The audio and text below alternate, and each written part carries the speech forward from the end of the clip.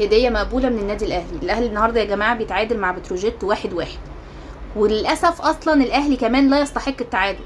الأهلي النهاردة يا جماعة كان هيخرج بهزيمة مستحقة من بتروجيت. النهاردة بتروجيت عمل أداء عالمي عالمي، لا تقولي بقى فرقة بالمليارات ولا فرقة بدولارات، مفيش الكلام ده. النهاردة حامد حمدان بيرد في الملعب بيقول لهم مش انتوا عطلتوا صفقة الزمالك؟ مش انا كنت عايز اروح الزمالك والزمالك كان عايزني وانتوا اتصلتوا برئيس بتروجيت ووقفتوا الصفقة؟ طب والله لا انا مخسركم. النهارده حامد حمدان جايب هدف، مش بس جايب هدف، النهارده حامد حمدان منع كذا هدف محقق، وحقيقي اداء ولا اروع ولا اروع، ما يحسسكش ان هو جايب بقاله كذا شهر، لا خالص. يقول لك ده واحد رجله في الملعب، يعني ولد بصراحه جامد جامد. وعلى فكره احنا عايزينه من قبل ما يجيب جون في الاهلي، عشان انا عارفه بس الكلام بتاع الاهلاويه. وطيب الاهلي يستحق الخساره ليه بقى؟ عشان ده سؤال مهم. الاهلي يا جماعه النهارده جايب هدف عن طريق جراديشار اسيست من بن رمضان، صح كده؟ انا اتفرجت على الماتش.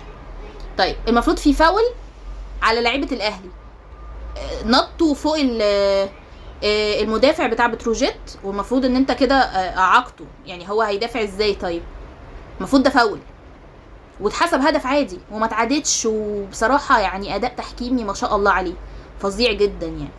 بس طبعا ده المتوقع، بعيدا كمان عن ان الهدف غير صحيح يا جماعه. النهارده الحكم محمد بسيوني تقريبا، لو بقول اسمه صح، النهارده ادى كميه انذارات للاعيبه بتروجيت اكنه بيعاقبهم ان هم جابوا جون في الاهلي. انتوا ازاي تجيبوا جون في الاهلي يا جماعه؟ انتوا بتهزروا؟ انتوا فرقه منتصف جدول، ايه بقى هتجيبوا جون في الاهلي كده عادي خالص بقى؟ انذارات انذارات انذارات بداعي وبدون داعي بجد. يعني مدي مثلا 4-5 انذارات في اول ربع ساعه، يعني في ايه؟ معرفش. انذارات مجانيه، يكتفي بده خالص؟ ما اكتفاش والله، يا ريته اكتفى. الاستاذ عمل ايه كمان؟ الاستاذ النهارده مديين 9 دقايق وقت بدل ضايع للاهلي، اكنه بيقول انا مش هصفر غير لما الاهلي يجيب جون. والله مع ان يعني انا بشوف ان كان كفايه قوي اصلا 5 دقايق بجد، ومع انه كمل كمان للدقيقه 10 وتخطى ال10، اكنه زي ما بقول لكم كده انا مش هصفر غير لما الاهلي يجيب جون. نكتفي بذلك خالص خالص. اكن لعيبه الاهلي برضو شايفه انه انت ازاي تصفر؟ ايه قله الادب دي؟ انت بتصفر في ميعادك ازاي؟ مع انه مش ميعادك كمان، يعني انت المفروض متاخر عن ميعادك. لا، لعيبه الاهلي تقريبا كان قفشه والمدير الكره وليد صلاح الدين اعترضوا على الحكم بعد المباراه. يعني كمان مش عاجبهم، يعني بعد كل اللي انا قلته ده والحكم مش عاجبهم.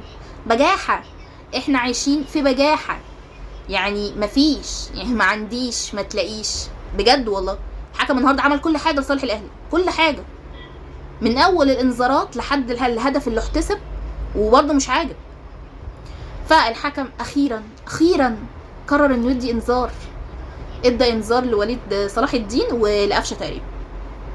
اخيرا خدت موقف يا اخي، ده انا كنت فاكراك نايم والله.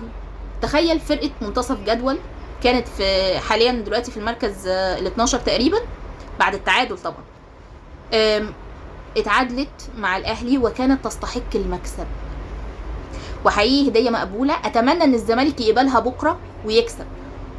احنا عندنا بكره ماتش مصيري قصاد البنك الاهلي، بجد هو مصيري بالنسبه لي، مش بس عشان اخر ماتش قبل السوبر المصري، لا، عشان انا بشوف عشان تنافس على الدوري ويبقى ند بند لازم تكسب مش تعادل.